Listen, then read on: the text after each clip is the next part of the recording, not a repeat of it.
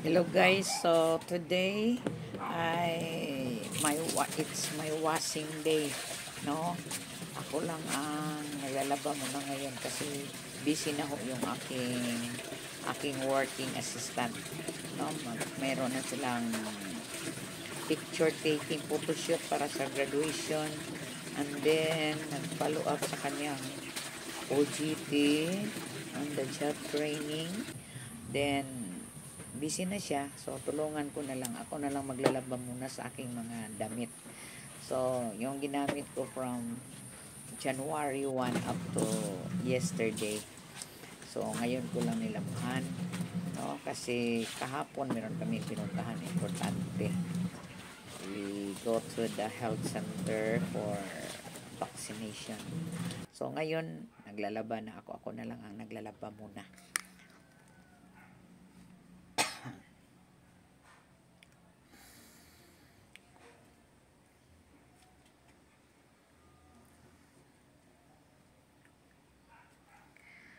Start na po akong nagbanlaw dyan.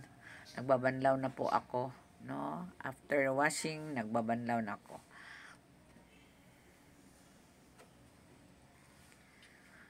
Kasi wala pa namang tao dito sa tindahan. So, laba muna while waiting. Mamaya pa ang busy. Kasi lahat ng mga tao ngayon ay back to work na. So, ako na lang naglaba.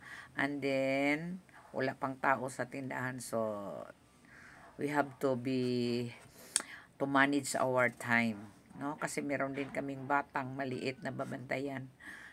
Nakarota-rota po kami, yung kung sino yung merong vacant, siya na naman. Yan.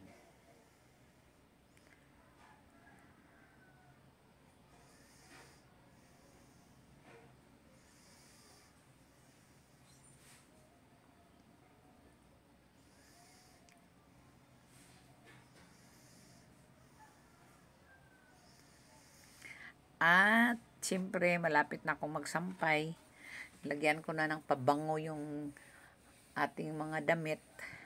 And then after that, sampay na. No? Dali lang. Kasi konti lang din yung aking mga nagamit from isang linggo. Oh, no? From January 1 up to this time. So, madali lang. Tapos, akin lang yung damit na lalabhan ko. Yung iba, sila na naman ang maglalaba kasi malalakas pa sila. Okay.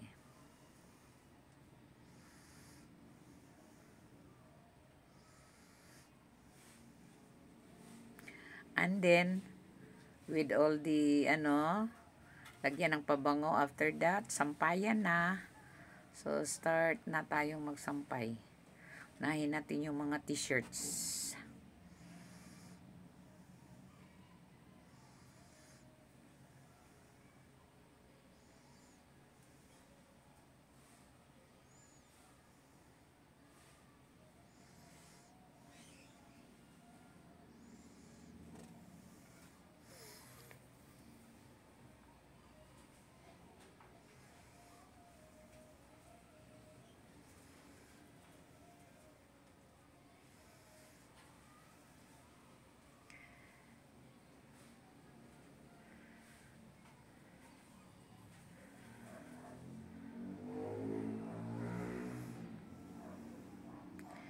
Yung mga undergarments na naman.